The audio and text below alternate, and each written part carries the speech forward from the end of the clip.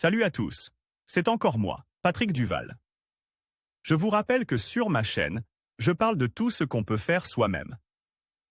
Abonnez-vous si vous aimez bricoler, il y aura plein de choses intéressantes. Et maintenant, passons directement au sujet de cette vidéo. Cette serrure simple est très pratique et fiable. Elle ne peut être ouverte de l'extérieur sans connaître le code d'accès, qui peut être modifié facilement et rapidement si on le souhaite. Pour fabriquer une telle serrure, il suffit de savoir manier le boulon, la perceuse et la soudure. Vous aurez besoin de des restes de tôle, de boulons, d'écrous, de rondelles et de vis, un morceau de barre d'armature, clous en fer, etc. Outils, règles et marqueurs, limes triangulaires, clés à cornes, soudure, boulons et perceuse. Le processus de fabrication d'un loquet de porte automatique avec code d'accès. Découper une bande de 130 x 30 mm. Sur la plaque rectangulaire, mettre de côté le diamètre de la rondelle du côté long, tracer une ligne et à l'une de ses extrémités. Mettre une saillie de 5 mm de large. Découper la bande avec la saillie. Appliquer la bande avec protubérance sur la bande de 130 x 30 mm de long, en alignant les côtes, en marquant le contour de la protubérance. Sur cette dernière et en effectuant une coupe correspondante. Tracer une ligne verticale à partir du bord intérieur de la saillie. Tracer une ligne centrale entre cette ligne et l'extrémité de la bande. Reculer de 5 mm vers la droite et tracer une deuxième ligne. Mesurer 25 mm à partir de chaque ligne et percer deux trous de 10 mm de diamètre. Sur la bande avec la découpe à l'extrémité, marquer et percer deux trous de 8 mm de diamètre. Le centre du trou extérieur se trouve à 10 mm des côtes de la bande. La distance entre les centres des trous est également de 10 mm. Insérer le rebord dans la découpe de la bande et le placer sur la plaque rectangulaire de manière à ce que les extrémités des bandes se trouvent à 20 mm du bord de la plaque. Reporter les centres des trous de droite des bandes sur la plaque et percer les deux trous inférieurs d'un diamètre de 10 mm et le trou supérieur d'un diamètre de 8 mm. Enlever les ponts entre les trois paires de trous dans les bandes et obtenir trois trous oblongs.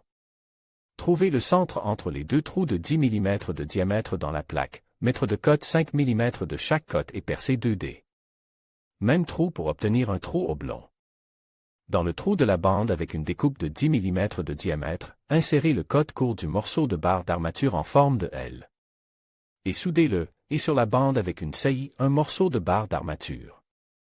Des rayons sont tracés sur les rondelles larges et des rainures de 10 mm de profondeur sont réalisées.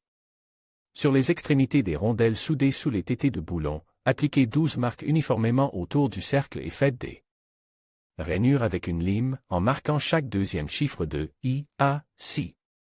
Boulonnez ensemble la plaque, la bande avec saillie et les grandes rondelles avec les rainures orientées vers la gauche.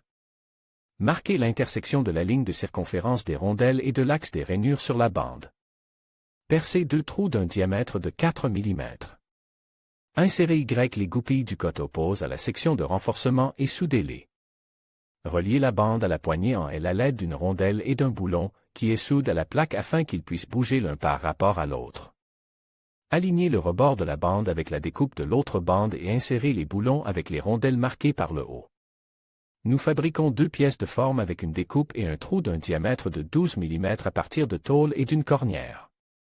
Soudez la partie en tôle verticalement le long du bord de la plaque afin que la bande de poignée puisse se déplacer librement à l'intérieur de la découpe. Mettre en place la bande avec une saillie, insérer des boulons dans les trous au bas de la plaque, mettre des rondelles sur le dessus.